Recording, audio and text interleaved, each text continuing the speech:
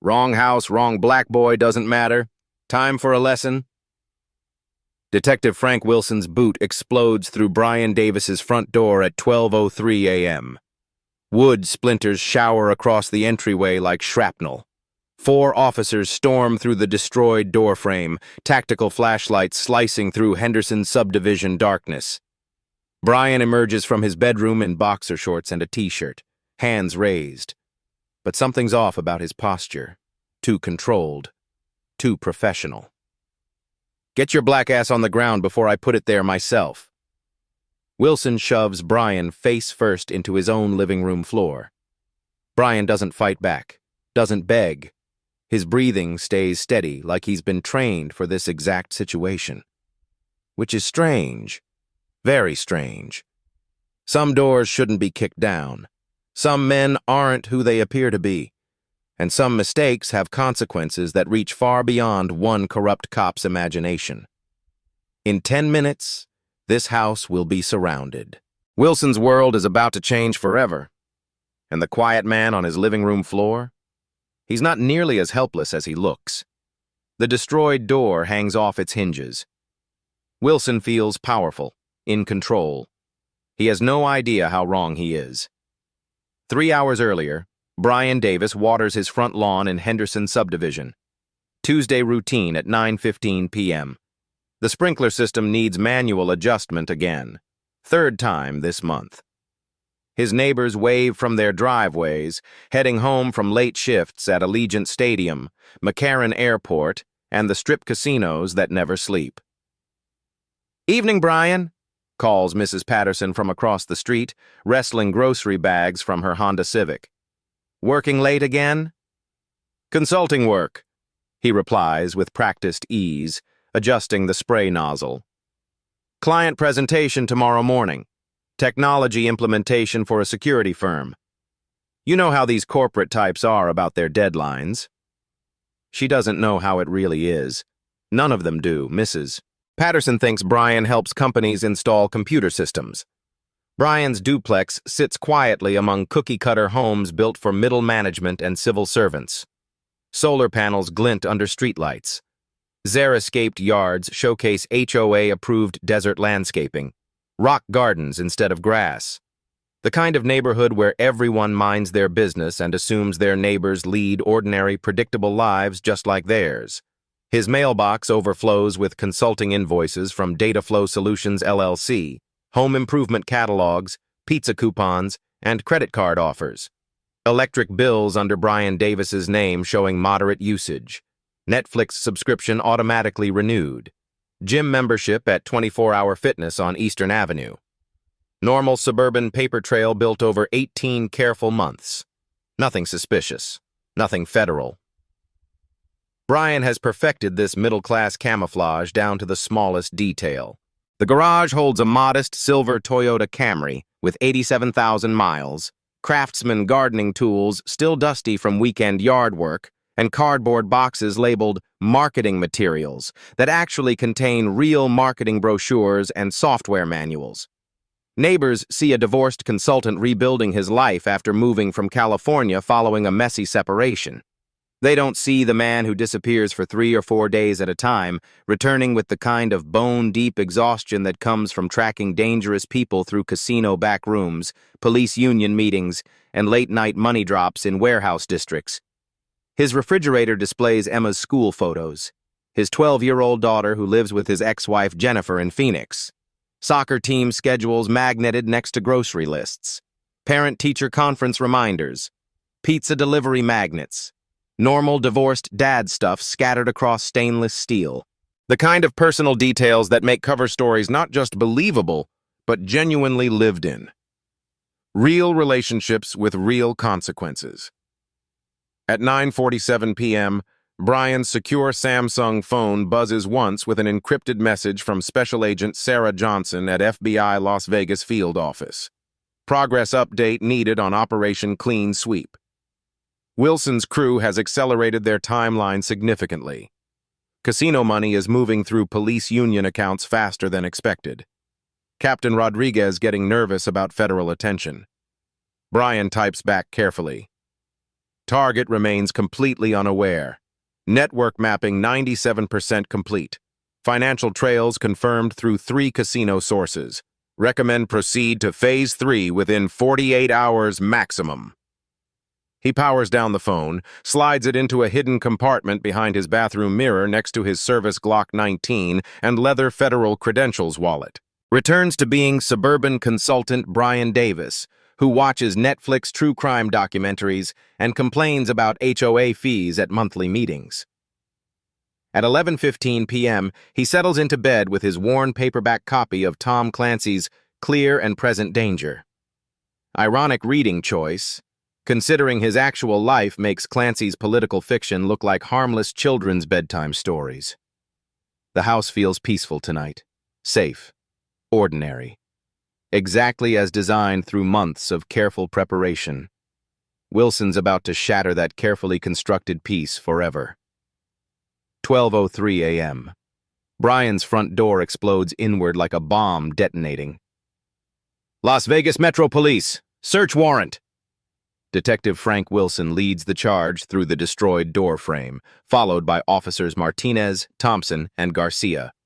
4 tactical flashlights slice through Henderson subdivision darkness like predatory eyes hunting prey. Brian jolts awake in his bedroom, heart hammering against his ribs. Hands where we can see them! Get up! Now! Brian raises his hands slowly, deliberately. Federal training kicks in automatically.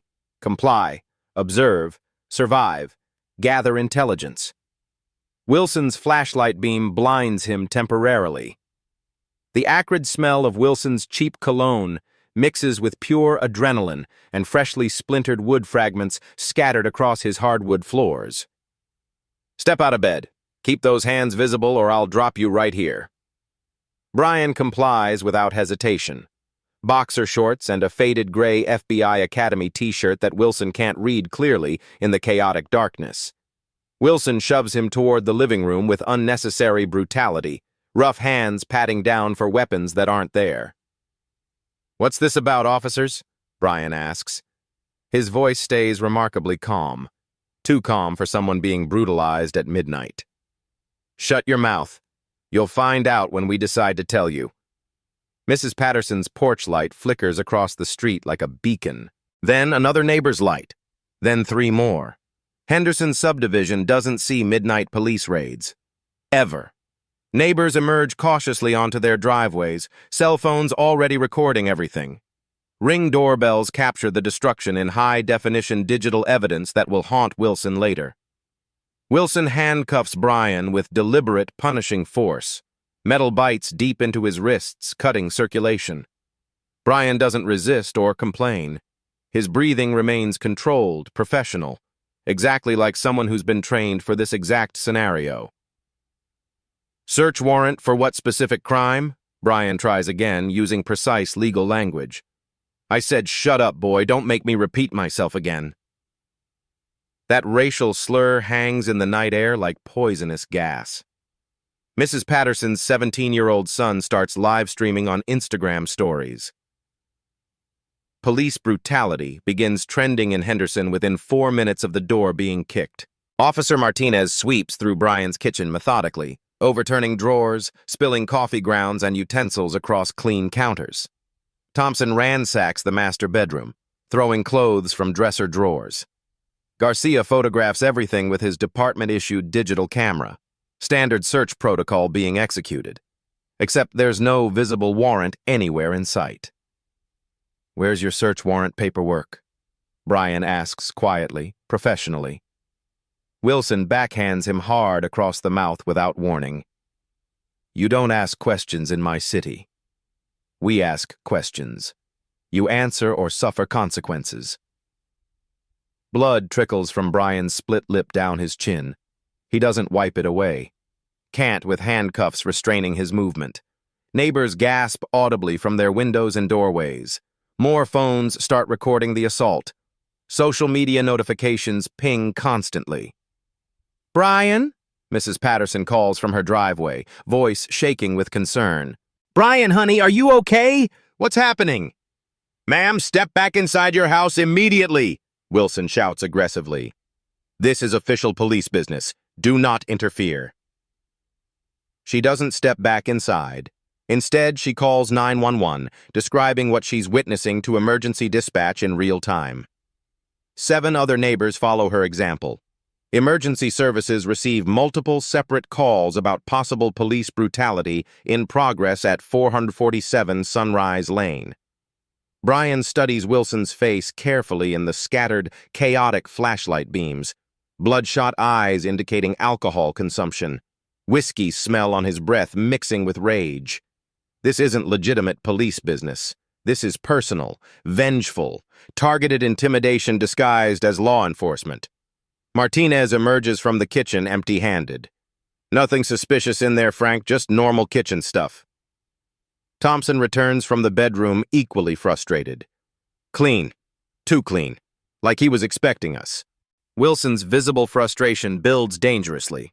Whatever evidence they came looking for, they're not finding it anywhere.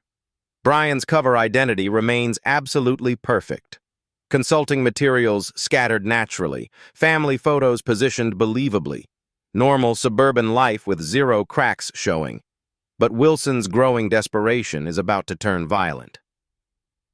The Ring doorbell footage spreads faster than wildfire through Henderson's Nextdoor app. Mrs. Patterson's live stream gains 47 viewers in 3 minutes, then doubles every 30 seconds as shares multiply across Facebook and Instagram.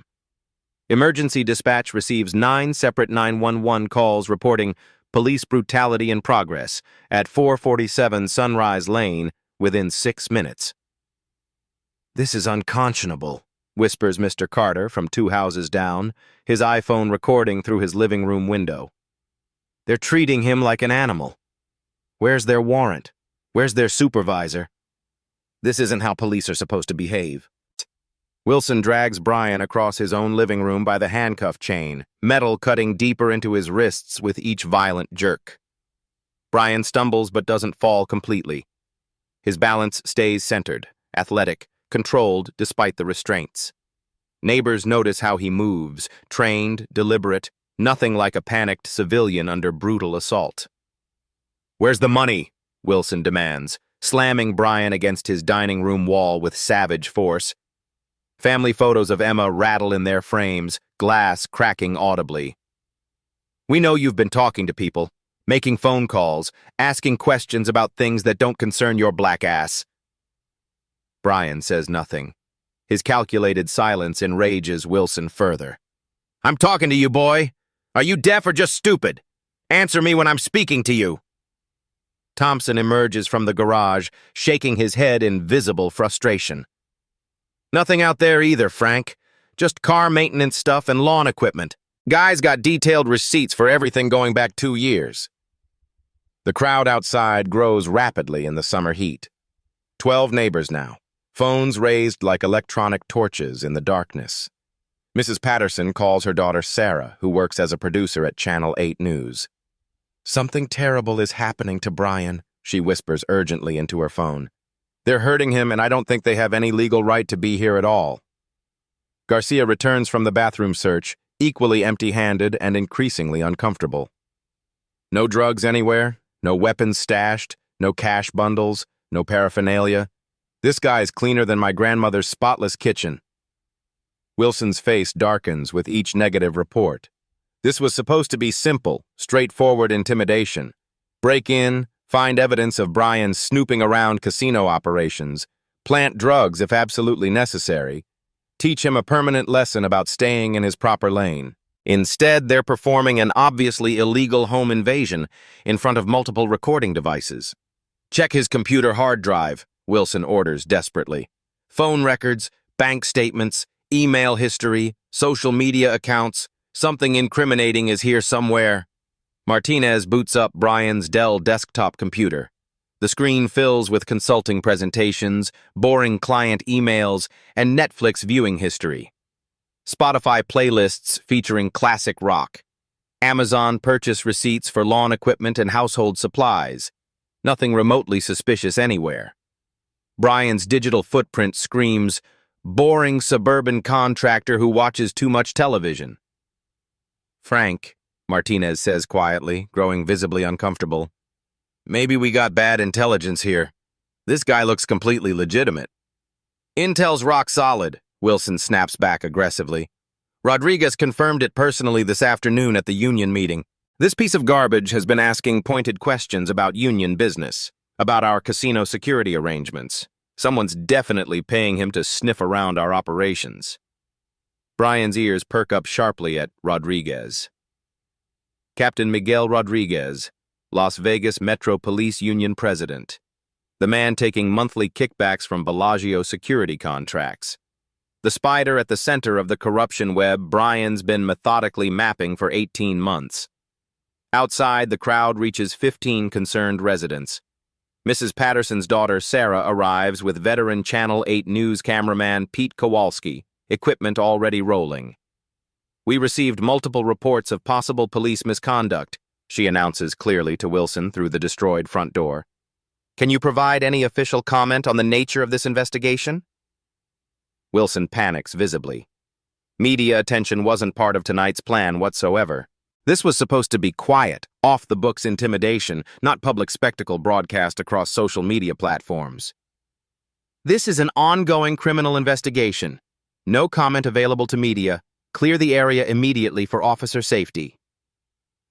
Do you have a valid warrant for this residential search? Reporter Sarah Patterson presses professionally. Wilson doesn't answer. Can't answer honestly, because there is absolutely no warrant. Thompson finds Brian's secure Samsung phone hidden behind the bathroom mirror. Got something interesting, Frank. Burner phone, password protected, heavy encryption. Wilson's eyes light up with vicious satisfaction. Now we're finally getting somewhere useful. Unlock it immediately. Can't crack it. Heavily encrypted. Government-grade security software. Brian's pulse quickens for the first time tonight. That phone contains 18 months of painstakingly gathered federal evidence. Surveillance photographs of corrupt officers. Wire recordings of casino meetings. Financial documents that could expose Operation Clean Sweep before arrests can be properly executed.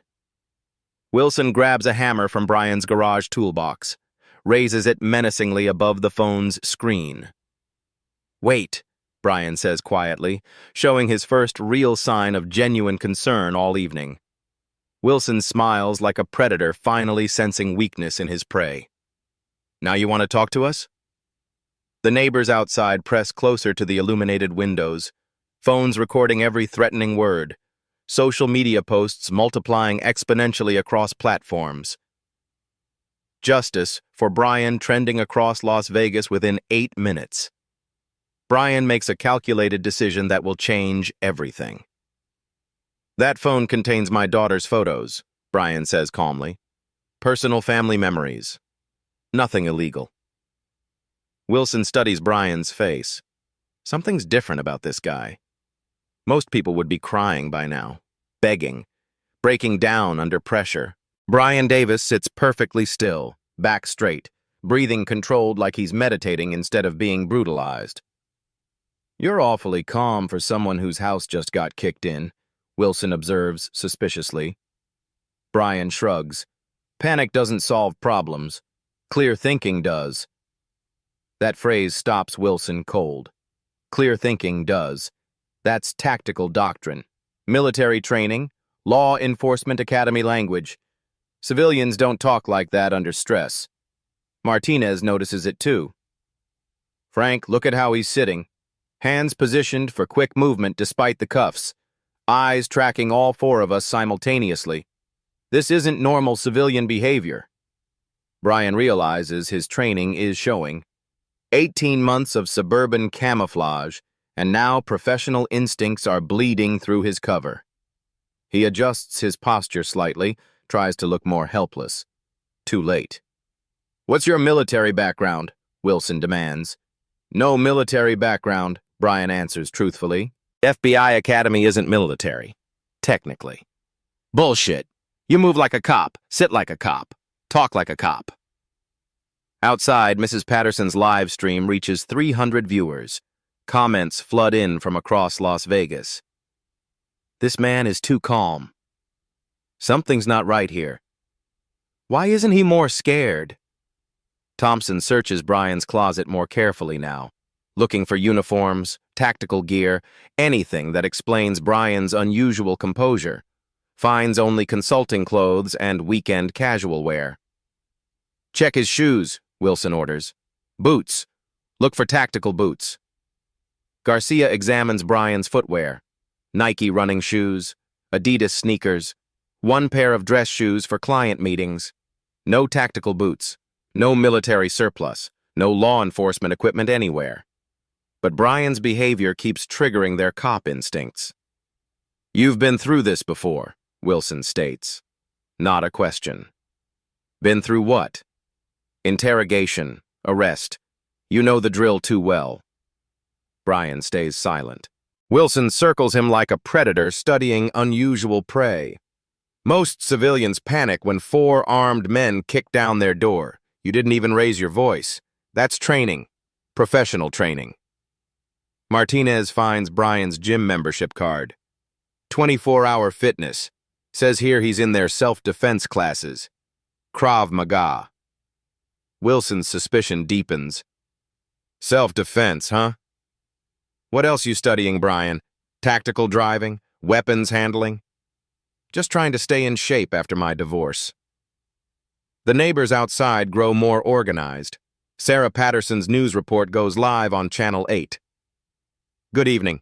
I'm reporting from Henderson, where police have conducted what appears to be a warrantless search of a resident's home. The man being detained shows unusual calm during this ordeal, leading to questions about his background. Wilson's radio crackles. Dispatch reports media on scene. Captain Rodriguez's voice comes through clearly.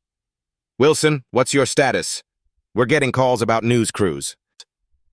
Brian's ears perk up at Rodriguez's voice. The man he's been investigating is personally monitoring this raid. That confirms this isn't random police work. This is targeted intimidation ordered from the top. Everything's under control, Captain, Wilson lies into his radio. Better be. Make it quick and clean. Rodriguez clicks off. Wilson stares at Brian with new intensity. You know what I think? I think you're not just asking questions about casino business. I think you're working for someone. Internal affairs, maybe. Or worse. Brian's pulse quickens slightly. Wilson's getting dangerously close to the truth. I'm a technology consultant, nothing more. Technology consultants don't have federal-grade encryption on their phones. It's for client confidentiality. Wilson raises the hammer again. Last chance. Who are you really working for? The crowd outside has grown to 25 people. Multiple live streams running simultaneously. Henderson police trending on Twitter. The story is going viral in real time. Brian makes a calculated decision. He can't reveal his FBI identity yet, but he can plant seeds of doubt in Wilson's mind, make him nervous, make him make mistakes. You should be very careful, Detective Wilson, Brian says quietly. Is that a threat? It's advice. Some people have friends in high places. Wilson's confidence wavers for the first time tonight. Wilson's radio crackles again at 12:18 a.m. Captain Rodriguez sounds increasingly agitated through the static interference. Status report immediately, Wilson. What's your current situation? Still conducting the search, Captain. Targets being uncooperative, but we're making progress on the intelligence gathering. Find what we specifically discussed this afternoon and get out fast. Too much civilian attention developing. Neighbors calling media outlets. What we specifically discussed. Brian files that phrase away mentally as Wilson clicks off his radio. Clear evidence of premeditated conspiracy, not random police work or legitimate law enforcement activity. 3 blocks away in the Desert Inn parking lot, FBI Special Agent Sarah Johnson sits in an unmarked surveillance van, monitoring Brian's subcutaneous biometric tracker through real-time satellite feed. His heart rate spiked twice in the last 5 minutes. Not panic or fear, but professional recognition. Controlled interest. Chief's giving us subtle signals through biofeedback. She radios to the Federal Tactical Response Team positioned strategically around Henderson Subdivision. Something's definitely accelerating our original timeline. Possible compromise situation developing. Back inside Brian's ransacked living room, Martinez discovers detailed financial documents in his mahogany desk drawer. Bank statements showing steady consulting income over 18 months. Credit reports. Investment portfolio summaries. Nothing remotely suspicious for a technology consultant.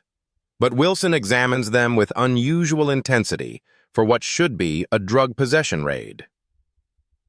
"This guy's got $47,000 in personal savings," Wilson announces to his team.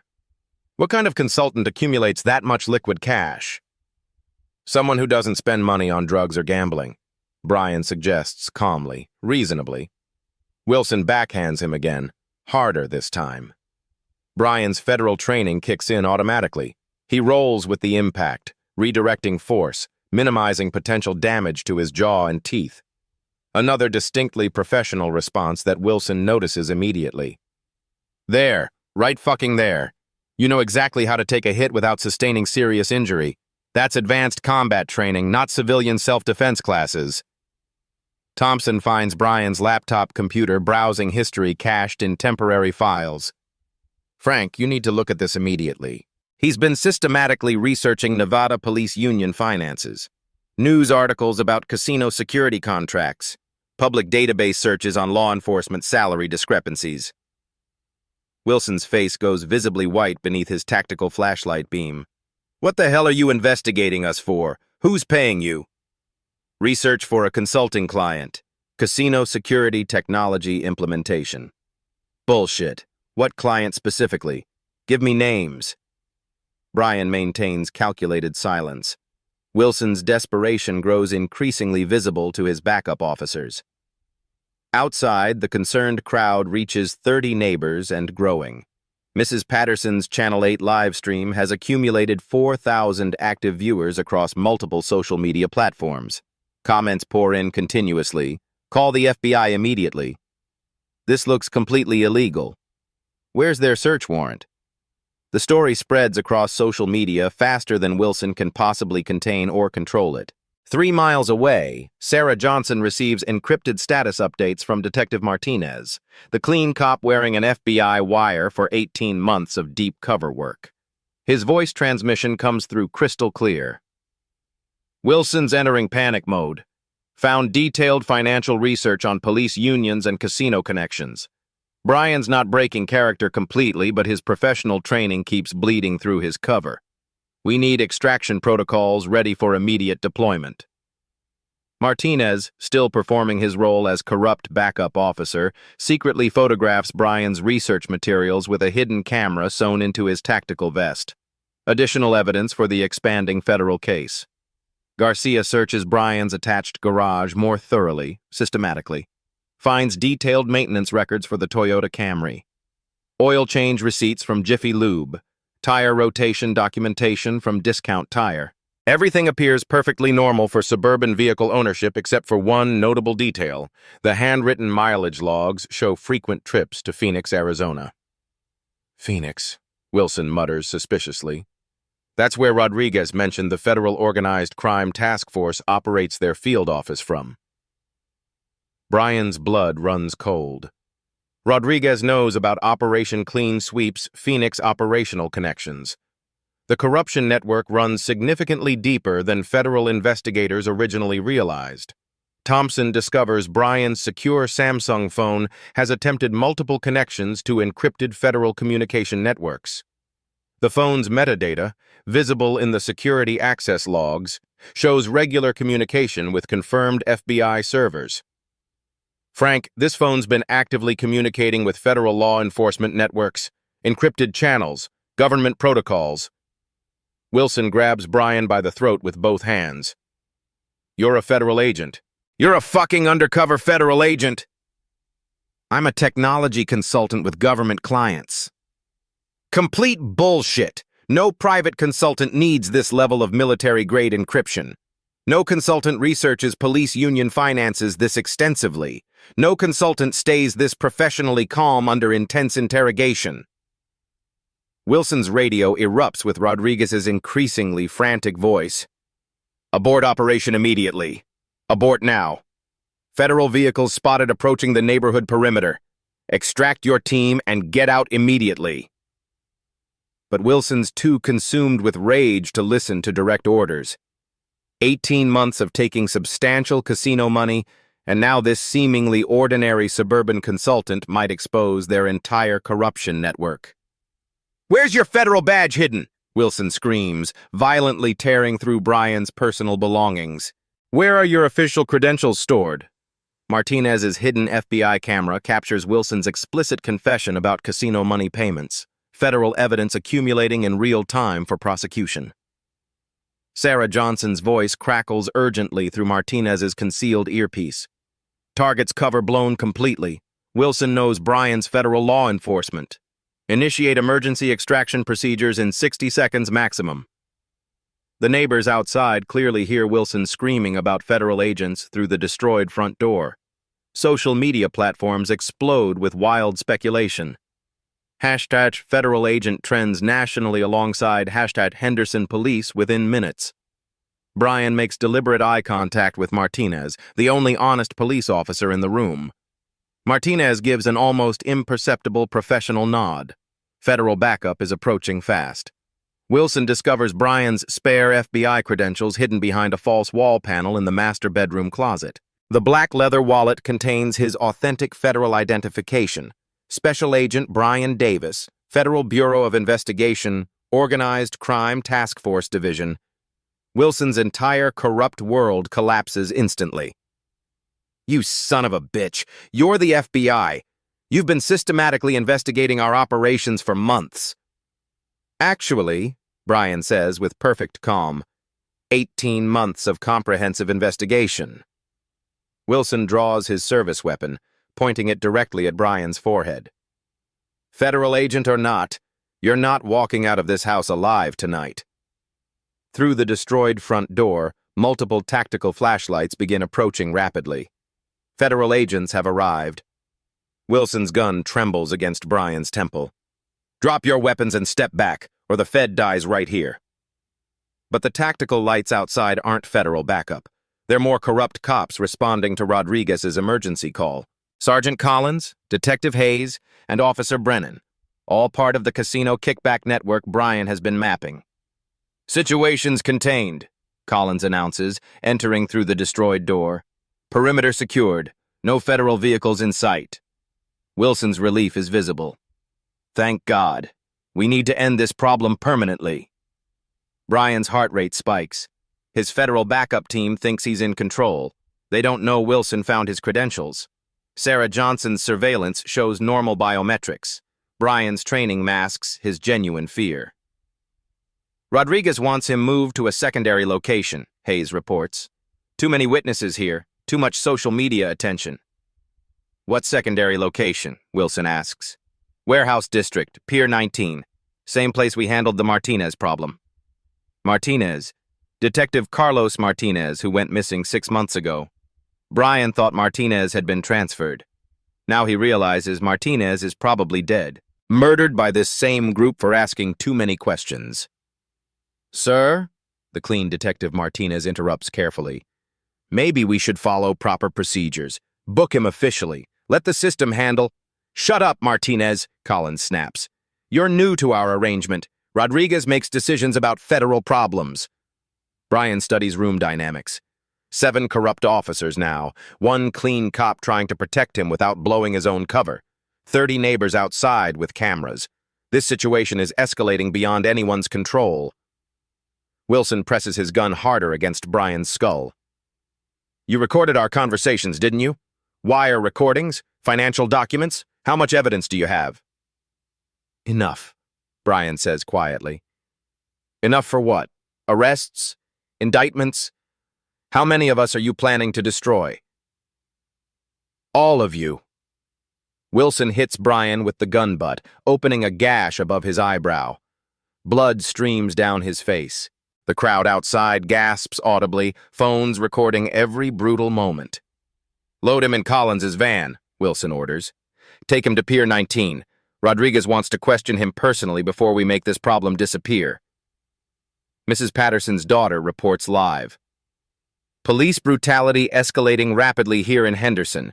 The man appears to be bleeding from a head wound. Multiple officers are involved in what residents describe as excessive force. Rodriguez's voice crackles over all their radios simultaneously. Wilson, cease all radio communication immediately. Switch to backup channel 7. Media monitoring our frequencies. The corrupt officers switch to encrypted radio channels, but Martinez's FBI wire captures everything they say.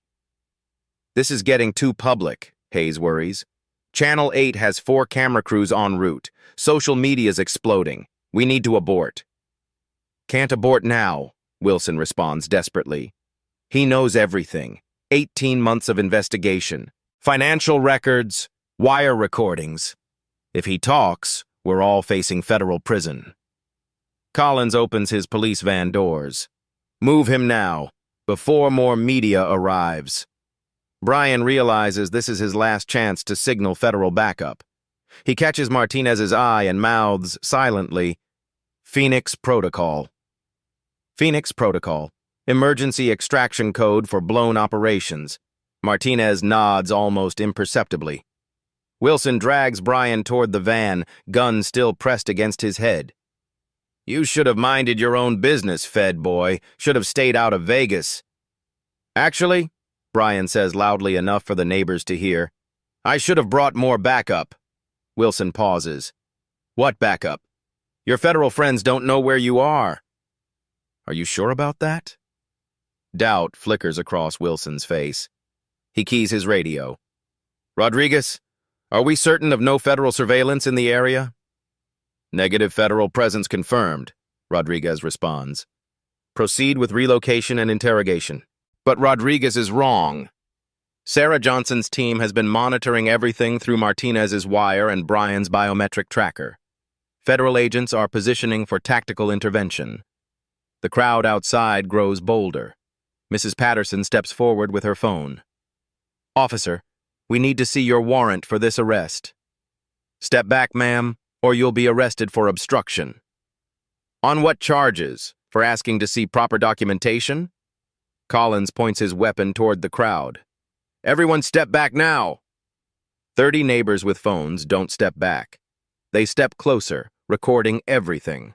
Social media posts multiply exponentially. #CorruptCops trends nationally within minutes. Martinez keys his radio on the FBI frequency.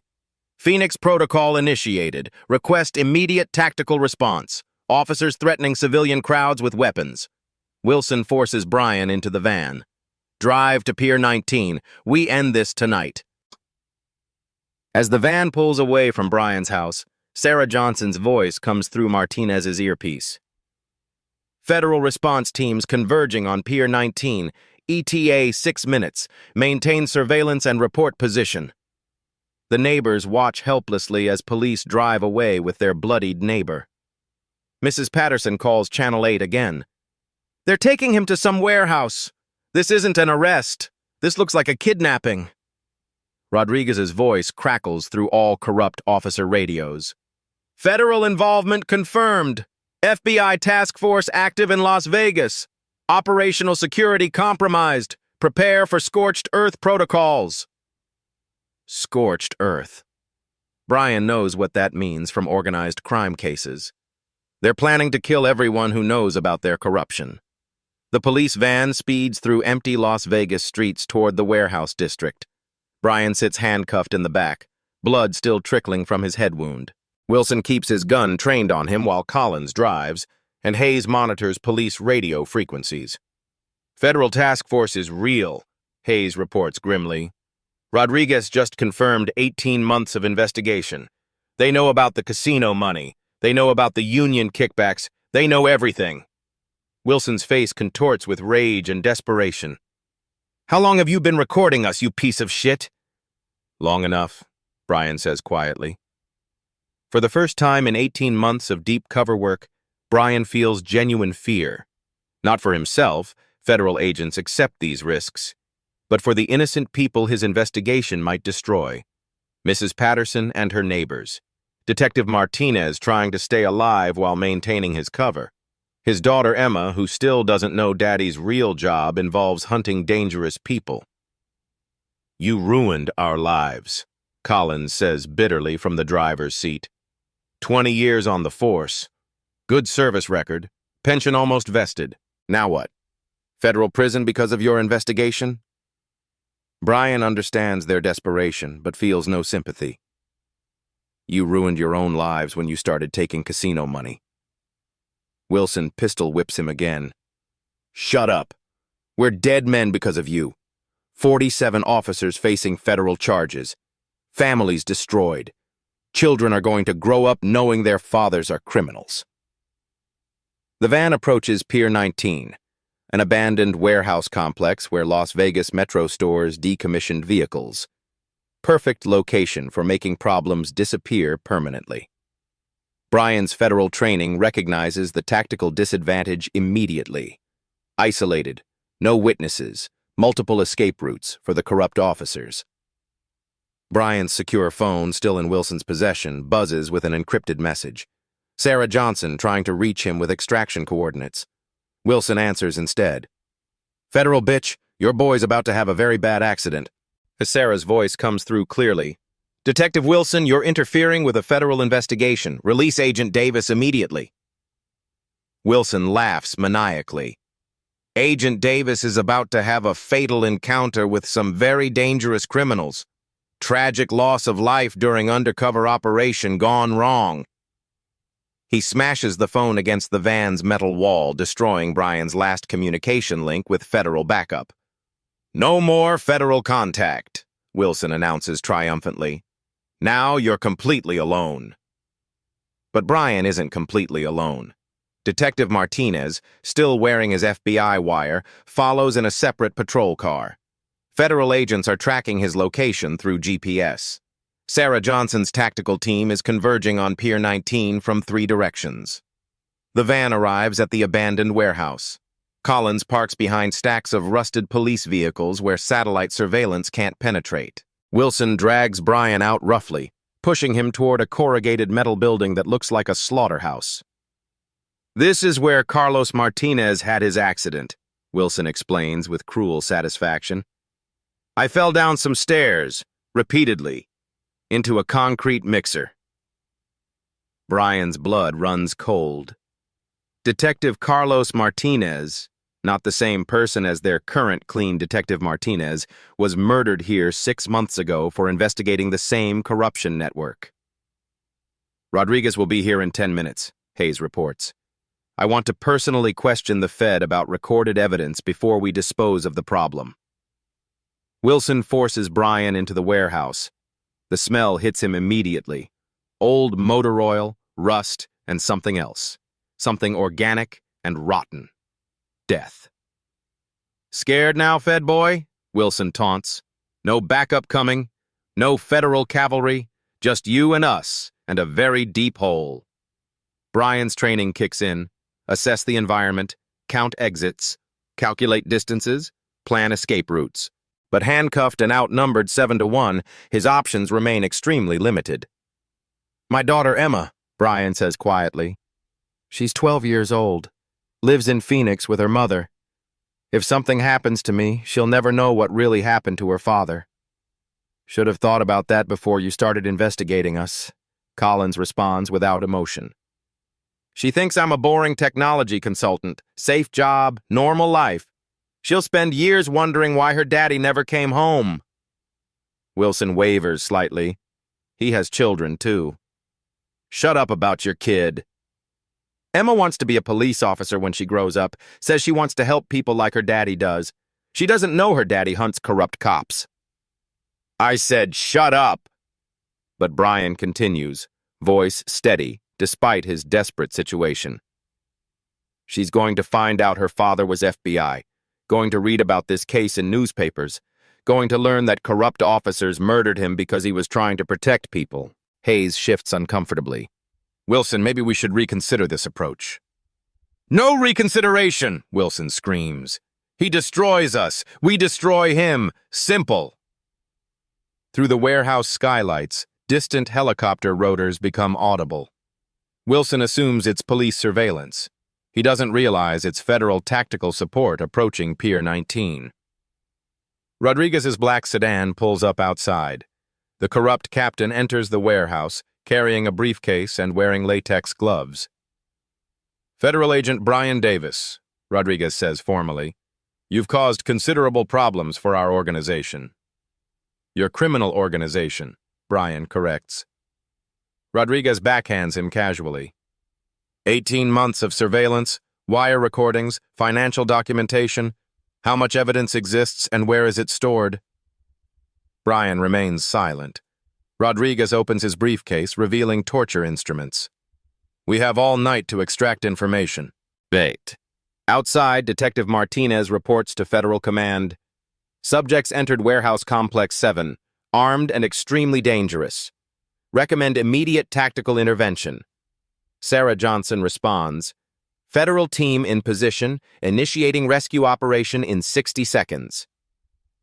But 60 seconds might be too late.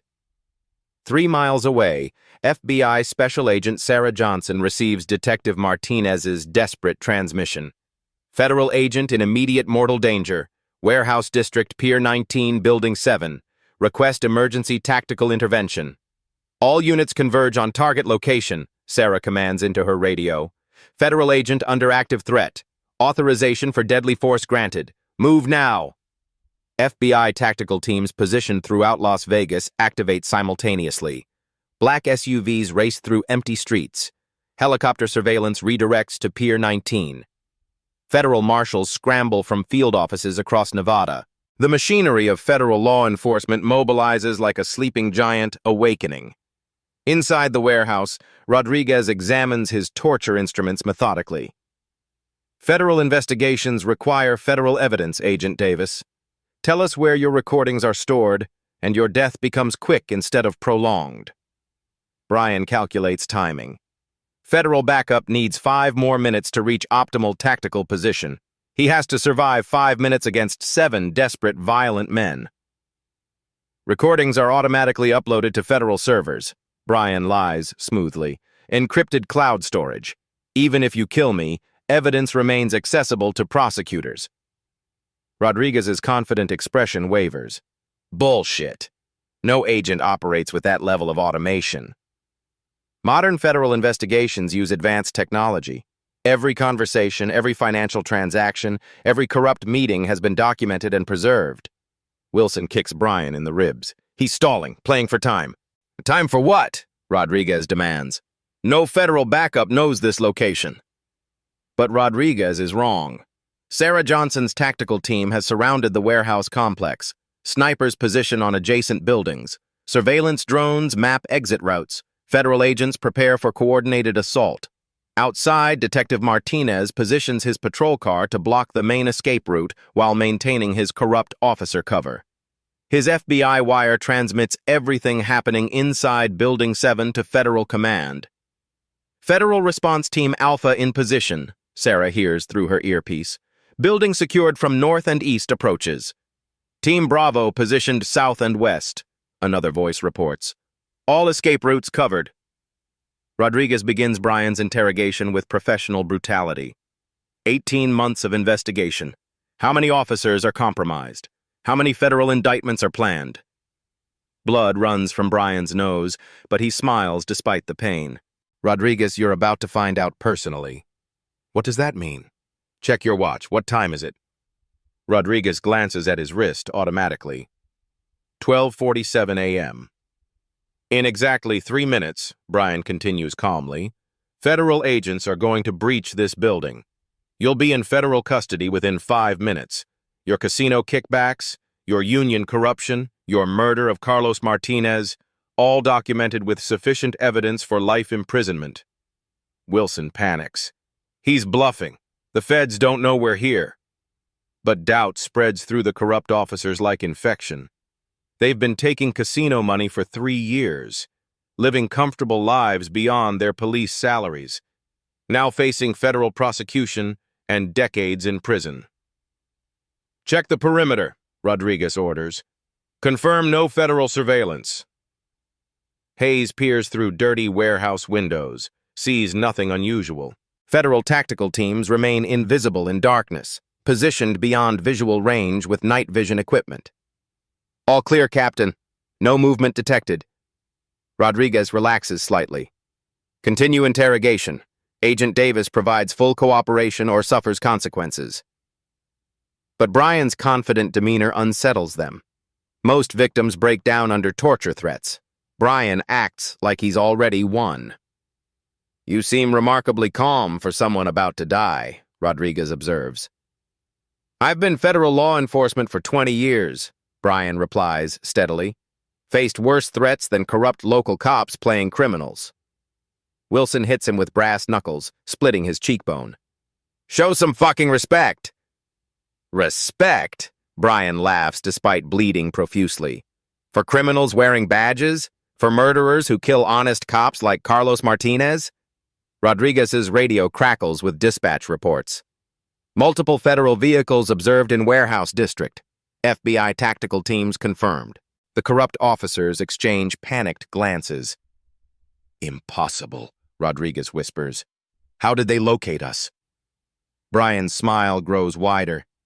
Detective Martinez has been wearing federal wire for 18 months. Every word you've spoken tonight is recorded evidence. The corrupt officers stare at Martinez with sudden comprehension and rage. You son of a bitch! Wilson screams at Martinez. You're the federal rat! Martinez draws his service weapon, pointing it at Wilson. FBI! Everyone drop your weapons immediately! The warehouse erupts in chaos. 7 corrupt officers against 1 federal agent and 1 wired detective. Outside, Sarah Johnson hears gunshots through Martinez's FBI wire. Federal agent under fire! Breach immediately! Go! Go! Go! Federal tactical teams explode through warehouse entrances simultaneously. Flashbang grenades detonate, disorienting the corrupt officers. Laser sights cut through smoke like red death. FBI, drop your weapons! Drop your weapons now! The siege of Pier 19 begins. Federal flashbang grenades explode like thunder, turning the warehouse into strobing chaos. Smoke fills the air as tactical teams pour through multiple entrances, red laser sights cutting through darkness like deadly fireflies. FBI, drop your weapons! Hands visible! Now! Wilson spins wildly, firing blind shots at advancing federal agents. Rodriguez dives behind rusted police equipment, still clutching his torture instruments. The corrupt officers scatter like roaches when lights come on. In the chaos, Brian rolls behind a concrete pillar, hands still cuffed behind his back. Detective Martinez engages Wilson in a firefight, muzzle flashes lighting their faces like deadly strobe lights. Federal agents, cease fire and surrender immediately! But Wilson's desperation overrides survival instinct. He's facing life imprisonment. Death seems preferable to decades in federal prison. Sarah Johnson's voice booms through a tactical megaphone. Captain Rodriguez, Detective Wilson, you're surrounded by federal agents. Drop your weapons and surrender. Rodriguez emerges from cover, hands raised, torture briefcase abandoned. Professional survival instincts overcome criminal desperation. Don't shoot! I'm surrendering! Wilson continues firing at federal agents, his shots wild and desperate. A federal sniper's bullet catches him in the shoulder, spinning him around. His weapon clatters across concrete. Officer down! Wilson screams. Officer needs assistance! You're not an officer, Special Agent Sarah Johnson announces as she approaches Wilson with federal handcuffs. You're a criminal wearing a badge. Federal tactical teams secure the warehouse systematically. 7 corrupt cops in custody. 1 clean detective safe. 1 federal agent was alive but bloodied. Sarah Johnson approaches Brian, keys ready for his handcuffs. Sorry about the delay, Chief. We wanted ironclad evidence before extraction. Brian stands slowly, professionally, as his federal credentials are returned to him. The handcuffs come off his wrists, leaving angry red marks. He straightens his shoulders, federal authority replacing suburban victims. Special Agent Johnson, Brian says formally. Operation Clean Sweep is concluded. Rodriguez stares in shock from federal handcuffs. Chief? What chief? Sarah Johnson smiles with professional satisfaction. Gentlemen, meet FBI Division Chief Brian Davis. He's not just a federal agent. He's the head of the FBI Organized Crime Task Force for the entire Southwest region. The corrupt officers' faces drain off color completely. "Division Chief," Hayes whispers. "We assaulted an FBI division chief?" "You kidnapped him," Sarah corrects. "Tortured him. Threatened to murder him. All felony assaults on the highest-ranking federal law enforcement officer in Nevada." Whoa. Wilson, bleeding from his shoulder wound, realizes the magnitude of their mistake. "Impossible. He's just a suburban consultant. We verified his background." "You verified his cover identity," Brian explains calmly, wiping blood from his face. 18 months of deep cover operation. Technology consultant Brian Davis was a federal legend created specifically to investigate your corruption network. Rodriguez shakes his head in denial. "No way, we had intelligence on him. Sources confirmed he was asking civilian questions about casino business." "Your sources were federal agents," Sarah reveals. "Detective Martinez, the casino security chief you trusted, the union accountant who provided financial records, all federal assets building evidence for RICO prosecution." Detective Martinez removes his FBI wire, handing it to Sarah. "Every conversation is recorded. Every bribe is documented. 18 months of federal evidence for prosecution." Brian addresses the corrupt officers directly. "Captain Rodriguez, you personally ordered my intimidation tonight. Detective Wilson, you assaulted a federal agent and threatened murder. That's not local police misconduct. That's federal terrorism." Hayes begins crying. 20 years on the force? My pension? My family? What happens to my kids?" "You should have considered your family before taking casino money," Brian responds without sympathy. Federal agents continue securing evidence throughout the warehouse. Crime scene photographers document torture instruments. Financial investigators seize Rodriguez's briefcase containing ledgers of corrupt payments. Wilson struggles against his federal handcuffs. "This is entrapment. Federal agents can't conduct undercover operations against local police." "Actually, we can," Brian corrects. "When local police commit federal crimes, when casino money crosses state lines, when corrupt officers murder federal informants like Carlos Martinez." Rodriguez's face goes white. "How do you know about Carlos?" "Federal investigation, Captain. We know everything." Sarah Johnson reads federal Miranda rights to each corrupt officer. "You have the right to remain silent. Anything you say will be used against you in federal court. You have the right to federal legal representation." Federal court, not local jurisdiction, not police union protection. Federal prosecution with mandatory minimum sentences. The warehouse is filled with federal agents, federal evidence teams, and federal prosecutors. The full weight of federal law enforcement focuses on 7 corrupt local cops who thought they were untouchable. Brian accepts a federal medical kit from Sarah, treating his injuries professionally. "Gentlemen, your corruption network is dismantled. 47 officers facing federal indictments. Casino connections severed. Union leadership arrested." 47 officers? Collins asks desperately. "How many people were you watching?" "Everyone," Brian answers simply. "For 18 months, we watched everyone." The federal agents escort their prisoners toward armored transport vehicles. Rodriguez makes eye contact with Brian one final time. "You destroyed us completely." "No, Captain. You destroyed yourselves. I just documented it." Federal justice has arrived in Las Vegas. Outside Pier 19, federal law enforcement transforms the warehouse district into a command center. FBI mobile units, U.S. Marshal vehicles, and helicopter searchlights create an impenetrable perimeter. "Phase 2 commences now," Brian announces into his secure phone. "Execute simultaneous arrests." Across Las Vegas, federal teams breach 43 locations. Corrupt officers dragged from homes in handcuffs. Police union headquarters raided. Casino offices seized. Rodriguez watches his empire collapse. "How many federal agents were involved?" "Enough," Brian answers. "FBI, DEA, U.S. Marshals, IRS. When corruption involves organized crime, every federal agency responds. Wilson still can't process their defeat. We were careful. Encrypted phones, laundered money through legitimate accounts. You faced federal professionals with unlimited resources, Sarah Johnson corrects. Detective Martinez approaches Brian. Chief, complete evidence secured. Every conversation is recorded. Outstanding work, Agent Martinez. 18 months undercover required exceptional courage. Martinez is FBI too? Hayes asks desperately. Special Agent Carlos Martinez, different from the murdered detective. We use the name to honor our fallen agent. Federal prosecutors arrive with indictments. RICO charges, money laundering, terrorism, each carrying decades of federal prison.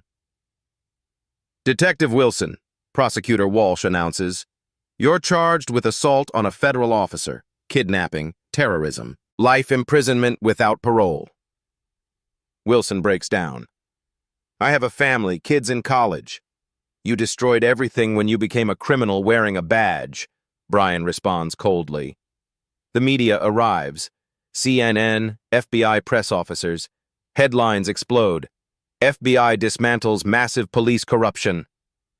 Rodriguez makes one desperate attempt. Davis, we can deal. Testify against higher casino corruption. You had 18 months to choose justice. Federal prosecution proceeds without deals. Federal agents escort prisoners to armored transport. No local cells where corrupt colleagues might help. As Rodriguez is loaded, he calls out, how long were you planning this?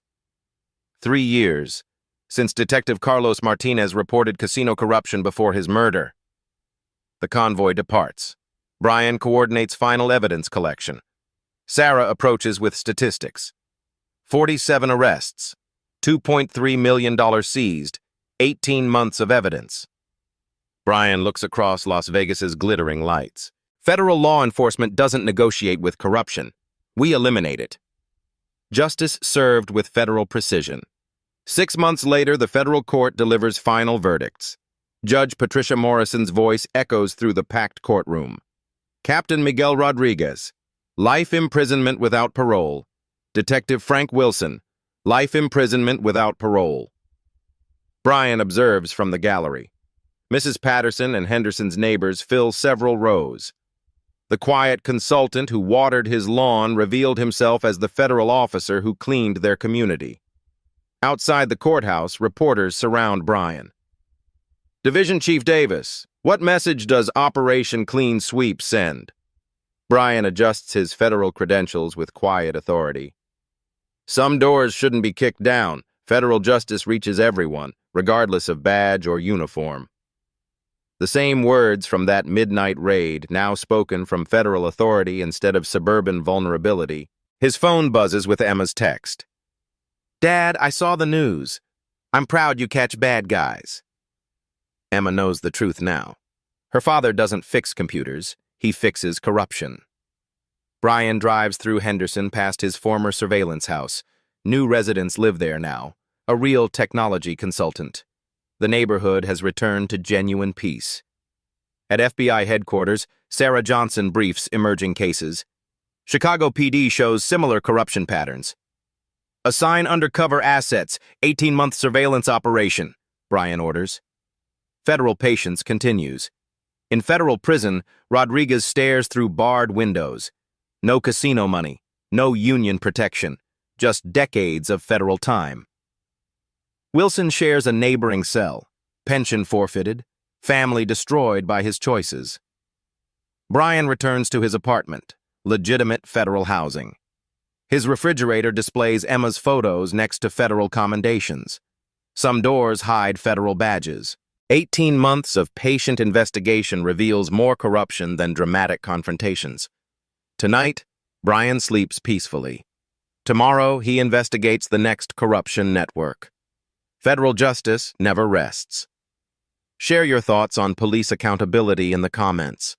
Subscribe for more federal justice stories. Corruption exists everywhere, but so do agents ready to expose it.